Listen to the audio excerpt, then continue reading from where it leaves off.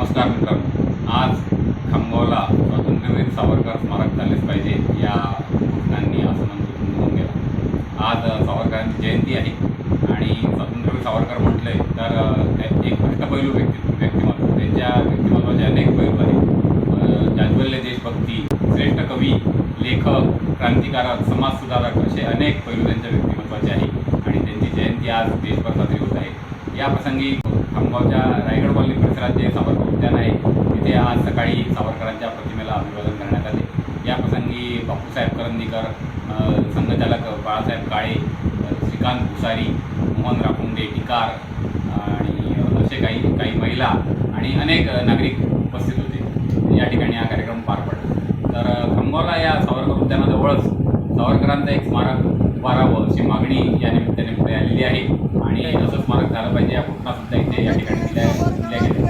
आपण इथे या कार्यक्रमात बोलत आहोत।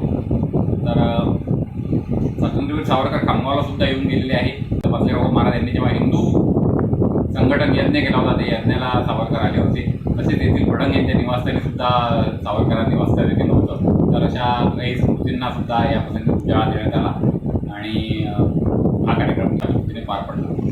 तर ही आहे सावरकर जयंतीची सकाळच्या कार्यक्रमाची काही क्षणचित्रे आणि आज खामगावला सावरकर जयंतीच्या अनुषंगाने विविध कार्यक्रम साजरे होत आहे। सायंकाळी ब्राह्मण सभा तसेच सावरकर उद्यान येथे व्याख्यानाचे कार्यक्रम आयोजित केलेले आहे। तरी नागरिकांनी बहुसंख्येने या कार्यक्रमाला उपस्थित राहावे या प्रसंगी आपण ही क्षणचित्रे बघत आहोत। सावरकर स्मारकाच्या घोषणासुद्धा इथे दिल्या गेल्या। अनेक नागरिक या ठिकाणी उपस्थित होते। हा कार्यक्रम यशस्वी व्हावा म्हणून बापूसाहेब करंदीकर, हेमंत खेकाळे तसेच इतर कार्यकर्त्यांनी अथक परिश्रम घेतले। शिवाय परिसरातील नागरिकांनी सुद्धा या कार्यक्रमाच्या यशस्वीसाठी सहकार्य केले। धन्यवाद। तुम्हाला हा व्हिडिओ कसा वाटला ते नक्की कळवा। चॅनल बघत राहा, चॅनल सबस्क्राईब करा, व्हिडिओ सर्वांना पुढे प्रसारित करा।